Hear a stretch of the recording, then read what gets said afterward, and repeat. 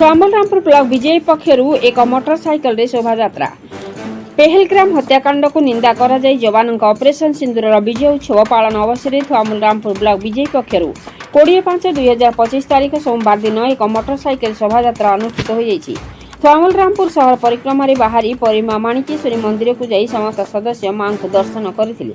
एही शोभा यात्रा बीजेपी जिला सभापति जुगल किशोर पुर, पूर्वतन सांसद अर्ककेशरी देव, राज्य कार्यकारिणी सदस्य रमेश चंद्र माझी, जिला युवा मोर्चा सभापति विजय देव साहू, ब्लॉक अध्यक्ष दयानिधि माझी समेत डुमेरपदर मंडल सभापति पुष्प नायक, थुआमुलरामपुर मंडल सभापति दयानिधि भोई, पूर्वतन ब्लॉक उपाध्यक्ष पवित्र नायक, डुमेरपदर मंडल प्रतिनिधि लक्ष्मीधर नायक, पूर्वतन मंडल सभापति कृष्णचंद्र परिछा, मंडल प्रतिनिधि सुशांत कुमार नायक सहित अन्य वरिष्ठ कार्यकर्ता मध्यरु मंडल जेनेराल साधारण संपादक राधाकृष्ण नायक, युव सभापति आलोक नायक, वरिष्ठ बीजेपी नेता विपिन बिहारी नायक, बामुनु नायक, शत्रुघ्न गहिर, दीपक बारिक प्रमुख अंशग्रहण करथिबा बेले बीजेपी शताधिक कर्मी सामिल होइथिले।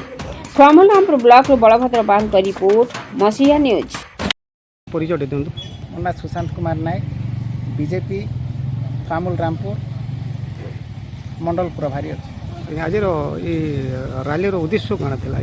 इटा आमर जने पहलगाम घटना के लेकर भारत सरकार दुखी थिला तापर जब सैनिक मान के छूट देला पर सैनिक माने आमर जे पाकिस्तान भितरे जेन प्रकार टेररिस्ट मान के अटैक कला विनाश कले से खुशी रे आमे सैनिक मान को उत्साह करबा लागि देश रो गौरव लागि आमे तिरंगा देला। आपण मसीहा न्यूज यूट्यूब चैनल को सब्सक्राइब कलेनी कि जदि करि नाहंती एबे करि नियंतु।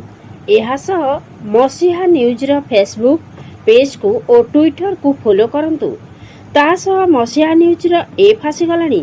निज मोबाइल रो प्ले स्टोर रो डाउनलोड कर नियंतु। जय जगन्नाथ।